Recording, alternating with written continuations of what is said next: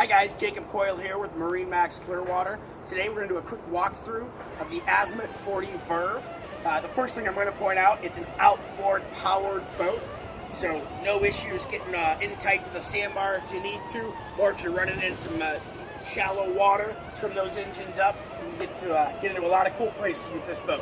A couple things I'm going to point out real quick. First one here is your swim platform. Okay, this folds out to the side.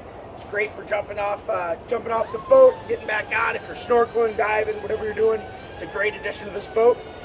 Over here in the main deck, plenty of entertainment space. You got the barbecue, the refrigerator. You do have a wine fridge. Right over here. And one of the really cool things about this boat is this seat right here can slide up and back.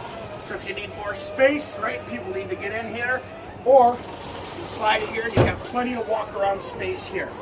I'm going to take a quick look at the helm. The 3 captain's chairs at the helm. You do have joystick piloting up here. Again, Raymarine units. You also have a bow thruster with this boat. One of the unique things about this boat also is you have a cabin down below with a forward berth, a lounge area, as well as a head down there.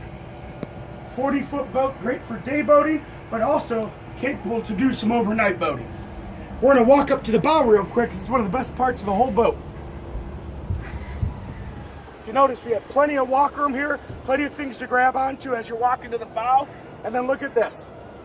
Plenty of space here for entertaining, lounging out. You can sit out here, staying at the sandbar again for the day. You need somewhere to hang out right here, going for a night cruise. It's a whole nother social spot right here. This is the Azimut 40 Verve. Give me a call if you want to come take a look. 216-410-8559. See you out on the water.